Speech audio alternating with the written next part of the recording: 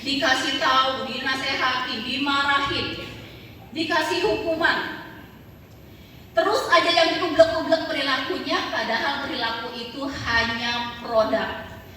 Ternyata pabriknya itu yang ada di pikiran bawah sadar yang kekuatannya 9 kali lipat itu tidak pernah disentuh. Nah, kerjaan saya itu menyentuh yang 9 kali lipat itu.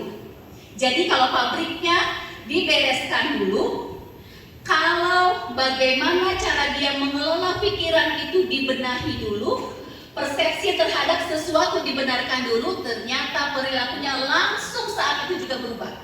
Sampai anak-anak yang tadinya kecanduan game, setelah diterapi, pulang ke rumah, lihat HP keleleran gitu, sudah tidak ada keinginan lagi untuk memegang HP. Kita sadar bahwa kita sebenarnya bisa juga, tidak harus sekolah seperti saya. Memang sekolahnya mahal sih ya, makanya hipnoterapi itu boleh dengan untuk googling ya, 1 kali sesi untuk hipnoterapi biasanya minimal 500.000 sampai 1 juta 1 kali sesi, dan minimal setiap permasalahan kalau dalam ilmu hipnoterapi itu 3 kali sesi baru selesai. Biasanya edukasi dulu, kemudian diterapi, baru penguatan. Tetapi oleh saya dengan berbasis tauhid, hipnoterapi Islami berbasis tauhid, hanya cukup 1 kali saja, itu pun insya Allah dalam hitungan menit. Ya, kenapa bisa jadi seperti itu? Ternyata ya, ilmu Islam ketika dikombinasi dengan ilmu psikologi, jadi hipnoterapi itu adalah ilmu psikologi modern. Ketika dikombinasi, ternyata ada sesuatu yang sangat luar biasa kekuatannya, yang bisa 9 kali lipat, dan itu selama ini belum terakses. Nah, jadi harus tahu dulu jalannya, apa yang membuka gerbang bawah sadar ini. Maka ketika kita memberi sugesti kepada kita sendiri dengan kata-kata yang kita ucapkan sendiri, kalau diterima oleh bawah sadar maka akan menjadi kenyataan. Ya, bahkan ya, itu sudah tercantum di dalam Al-Qur'an, firman-Nya Allah dalam surat Az-Zariyat ayat 23 ya. Bahkan Allah pun bersumpah, demi Tuhan langit dan bumi, sebenarnya apa yang terjadi akan sesuai dengan apa yang kamu ucapkan. Jadi berhati-hati dengan kekuatan kata-kata kita ketika itu diucapkan ya, dengan feel atau perasaan yang ikut terlibat di dalam ucapan kita. Yang buruk akan terjadi, yang baik pun akan terjadi.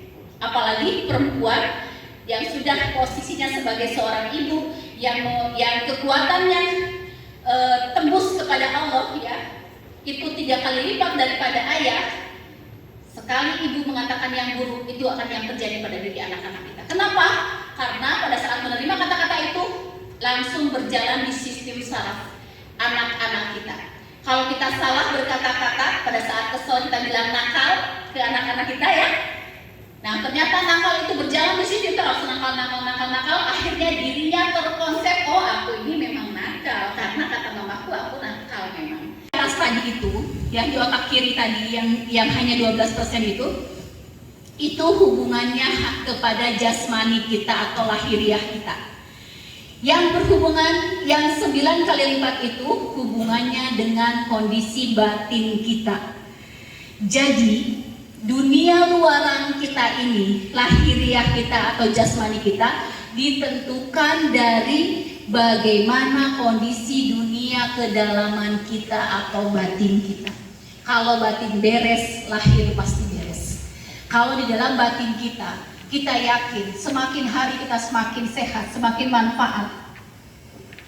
Itu salah satunya kunci. Saya tahu, oh udah kok umur 40 tahun kok nggak kayak 50 tahun gitu ya. Itu salah satunya pakai itu. Tapi ada yang lainnya, ini mau diajarin nanti saya bisikin ya. Saya bisikin seperti itu. Nah, jadi seperti itu, semua bisa dirubah dengan keyakinan. Semua bisa dirubah dengan pembiasaan yang berulang-ulang. Semua bisa dirubah dengan kondisi anak melakukan sesuatu yang disukainya. Ya, semua bisa dirubah dalam kondisi anak rileks, kondisi bawah sadar di mana gelombang otak turun biasanya nih ya, catat nih. Gelombang otak turun itu terjadi. Jadi pada saat kita seperti ini namanya gelombang otak beta, gelombang otak beta. Kan kita kalau tidur itu nggak langsung blok tidur gitu, nggak kan, pasti ngantuk-ngantuk dulu kan ya, bener nggak? Nah, ini gelombang kita sedang sadar gini, gelombang otak beta namanya. Tetapi kalau kata-kata saya menghujam di dalam perasaan jenengan semuanya sehingga bisa lama teringat kesannya pada saat saya menyampaikan ini, berarti jenengan sudah masuk ke dalam bawah sadar sebenarnya, ya. Ketika misalnya, wah ini ilmu baru nih buat saya harus denger nih, saya harus fokus nih, misalnya kayak gitu ya. Nah, pada saat fokus, pada saat terjadi berulang-ulang gelombang otak turun, disitulah masuk ke dalam bawah sadar. Jadi kalau kita mau berubah seseorang, berubah anak kecil, biasanya saya kasih tahu orang tuanya. Biasanya terjadi sebelum tidur dan bangun tidur. Detik-detik menjelang tidur itu dari beta ya ke alfa. Nah, ngantuk-ngantuk ini alfa. Tingkat sugestibilitasnya mulai naik. Kemudian tidur, tapi anak ini masih mendengar, namanya gelombang otak theta. Pendengarannya, perasaannya, sugestibilitasnya menjadi naik sampai 9 kali lipat. Jadi hati-hati kalau anak tidur di depan TV, pada saat dia tertidur apa yang terakhir terdengar dalam TV itu masuk di dalam bawah sadarnya. Jadi hati, dan merubahnya pun seperti itu. Jadi orang tua ternyata bisa menerapi sendiri kondisi anaknya dalam kondisi apa. Misalnya contoh yang kemarin ya, terakhir anak sudah SMA masih ngompol ya. Karena ada, kenapa Mbak ada yang sama? Jadi seperti ini, saya ada orang tuanya pada saat mulai tertidur ngantuk ya, kemudian singkat aja.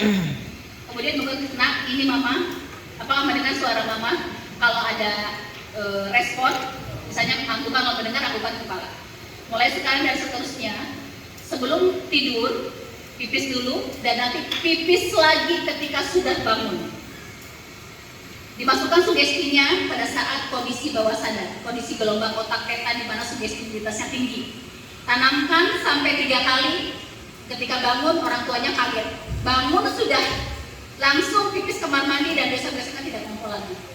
Dalam 1 kali atau 3 kali saja minimal maksimal. Kenapa? Karena yang ditembus adalah bawah sadarnya. Mau belajar nggak? Mau seperti itu? Segala sesuatu bisa efektif kalau kita bekerja di area yang terkuat. Jadi segala sesuatu yang dialami saat ini tidak akan terjadi begitu saja tanpa ada sebab. Ya, contohnya ini ada Mbak, ketika ada seseorang yang siapapun yang ketawa, apalagi yang ketawanya jumlahnya banyak, gitu ya, merasanya baik ketawain dia, gitu, ini dia sebel, pegel, kesel, gitu ya, pasti gitu seperti itu ya. Nah, namanya itu tripofobia namanya. Jadi juga ada tripofobia yang coba tolong bukain ini, ada bolong-bolong apa yang, jadi contoh itu dia tuh fobia atau ketakutan yang berlebihan terhadap sesuatu apapun yang lubang-lubang gitu loh, sesuatu yang bolong-bolong. Mbak berani melihatnya nggak? Berani melihatnya? Coba seperti apa rasanya ketika melihat? Nggak berani. Ya. Ya. Ketika melihat itu, padahal belum perhatikan ya, belum ya. Nah, pada saat membayangkan itu, seperti apa rasanya? Ya, panas, terus panas dingin. Tiba-tiba gatal semua. Oh gitu. Jadi biar ada bolong-bolong apa, katanya panas, dingin dan gatal semuanya. Itu namanya fobia ya. Mbak selama ini merasa terganggu nggak dengan fobia itu? Selama nggak lihat enggak. Selama nggak lihat tidak. Kalau lihat merasa terganggu? Iya. Iya. Mau melepaskan itu? Mau berniat untuk melepaskan? Kalau mau berniat, insya Allah pasti akan bisa ya. Sekarang jawab dulu pertanyaan saya. Apakah Mbak mau melepas ketakutan terhadap lubang-lubang? Mau. Apakah Mbak bisa melepaskan ketakutan terhadap lubang? Bisa. Kapan? Sekarang. Sekali lagi saya tanya. Tarik nafas panjang, duduk yang lemes, relax, relax mungkin. Ya, saya tanya lagi. Apakah Mbak mau melepaskan ketakutan terhadap lubang itu? Apakah Mbak bisa melepaskan ketakutan terhadap lubang-lubang itu? Kapan? Sekarang ya. Sekarang pejamkan matanya, lemaskan. Boleh diperhatikan agar bisa mempraktekkan terhadap diri sendiri, apapun yang merasa tidak nyaman itu bisa dilepas ya. Sekarang berniat kepada Allah untuk angkat rasa takut terhadap lubang-lubang itu. Niatkan kepada Allah, bismillah dulu. Sudah? Nah, sekarang baik dari kata-kata saya ya. Ikuti kata-kata saya.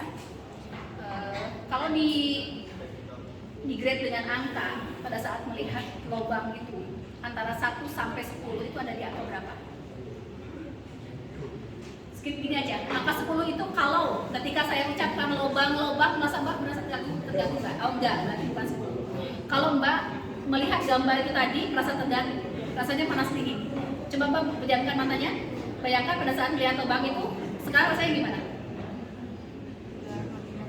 Ya. Sekarang ikuti kata-kata saya ya.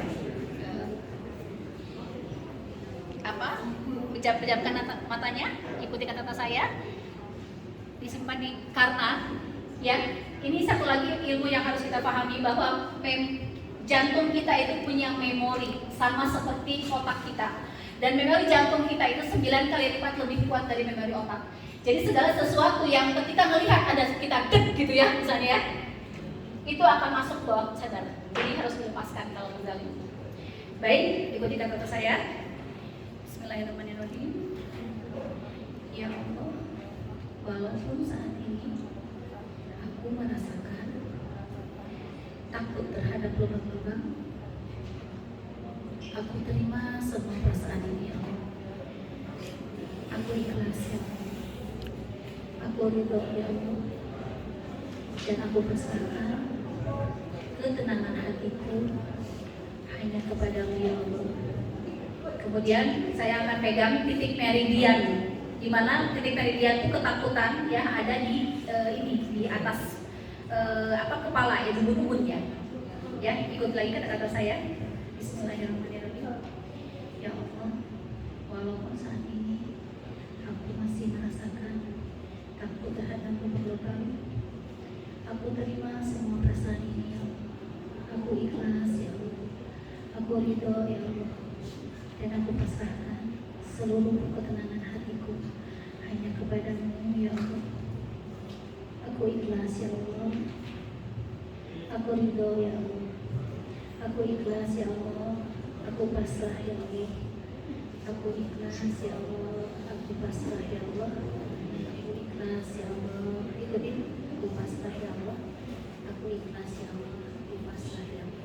Tarik nafas panjang yang dalam, tahan sebentar, buang seperti meniup lilin. Bayangkan ketika dibuang seperti meniup lilin itu, bayangkan hembusan nafas Anda akan bersamaan dengan keluarnya rasa takut masuk ke dalam lubang tempat sampah. Bayangkan, rasakan mulai sekarang setiap rasa takut di dalam terhadap lubang-lubang itu sedang berjalan dalam tubuh Anda, keluar dalam di atas kepala, kemudian keluar mengikuti hembusan nafas keluar sehingga tidak ada lagi dalam tubuh Anda. Tarik nafas panjang, hembuskan, lemaskan. Ya. Sekarang saya ganti lagi ya, dengan suasana hati yang berbeda. Sekarang gimana sih? Tepuk tangan.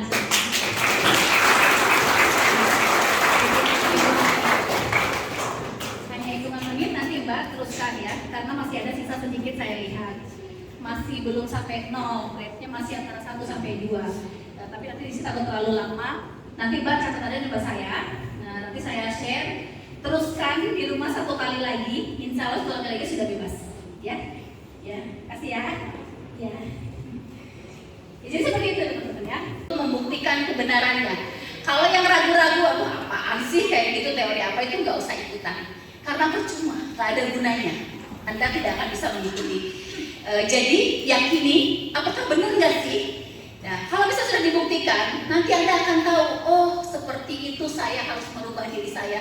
Apapun yang buruk dalam diri saya, misalnya ingin memberikan pendekatan, mengumpulkan masyarakat gitu ya, memberikan pendekatan agar kita bisa percaya diri, bisa bicara lebih bisa dipahami walaupun ngomongnya secepat ini.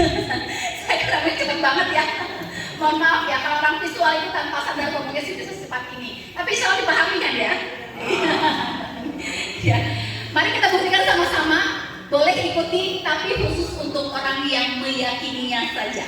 Khusus untuk orang yang mau membuktikan saja. Kalau yang tidak membuktikan, gak usah ikut, percuma, gak ada artinya. Oke, baik. Silakan luruskan tangannya ke depan. Ya, silakan luruskan tangannya ke depan. Baik, boleh ikuti semuanya kalau yang ingin membuktikan. Luruskan tangannya ke depan. Duduk yang rileks, lemas, duduk senyaman mungkin. Ya. Duduk senyaman mungkin, kemudian pandang kepalan tangan Anda. Pandang kepalan tangan Anda, ya. Entah kenapa semakin Anda pandang, pahami instruksinya, ya. Pahami instruksinya. Tangan ini semakin lama akan berubah menjadi besi baja. Pandang tangan ini, tangan yang tadinya awalnya tangan kita sendiri, bayangkan, rasakan tangan ini menjadi sebuah besi baja. Sebuah besi baja yang kuat dan keras sekali. Besi baja yang kuat dan keras sekali. Entah kenapa semakin Anda pandang, semakin kuat, semakin tangan ini menjadi sebuah besi baja. Dan entah kenapa ketika Anda mencoba untuk membelokkannya, ketika coba Anda untuk membengkokkannya, tangan ini akan semakin tidak bisa dibengkokkan. Bayangkan, rasakan tangan ini adalah sebuah besi baja yang benar-benar kuat, kokoh, tidak bisa dibengkokkan. Instruksinya pahami bahwa ini adalah sebuah besi baja yang kuat, tidak bisa dibengkokkan. Entah kenapa semakin Anda coba untuk membengkokkannya, semakin Anda sulit untuk membengkokkannya. Entah kenapa mulai sekarang dan seterusnya saya bicara, semakin Anda mencoba untuk membengkokkan, entah kenapa semakin sulit untuk dibengkokkan. Coba lagi sekali lagi, bengkokkan, semakin sulit untuk dibengkokkan. Baik, silahkan untuk yang tidak bisa dibengkokkan, dilepaskan tangannya. Coba yang tidak bisa dibengkokkan, lepaskan tangannya. Ada yang tidak bisa dibengkokkan? Ada? Mas, nggak bisa? Maju ke sini. Ayo. Ada lagi yang lain? Belakang? Bentar, ini beneran nggak? Saya tanya dong, ini ngeprank lagi ini. Ini beneran tak bisa dibengkokkan? Bener. Asli kan? Asli, demi Allah. Masya Allah. Coba yang lain ada lagi? Ada lagi? Yang tidak bisa? Kenapa? Sekarang bisa lagi. Biasanya tadi sudah yakin, tapi sekarang aku bisa lagi Pak. Makanya saya bilang tadi sakit. Ini bisa sekarang? Oh nggak bisa? Oh iya ini Pak. Ada lagi? Silakan. Sudah? Semuanya ada lagi ya? Sudah? Sudah? Ya. Kenapa bisa terjadi seperti ini? Coba saya tanya dulu. Ini tangan atau besi baja sih? Aslinya tuh tangan atau besi baja sih? Tangan. Nah, inilah yang membuktikan bahwa kekuatan imajinasi, di mana Mas ini mempunyai Bapak berdua sama Mas ini berdua mempunyai kecerdasan imajinasi, tingkat sugestibilitas yang tinggi, sehingga dua-duanya menganggap segala apa yang ada di imajinasi itu merupakan sesuatu yang nyata. Sehingga yang nyatanya ini adalah tangan, tetapi yang berlaku di dalam tubuhnya ini adalah besi baja. Cara mengembalikannya gimana? Ya.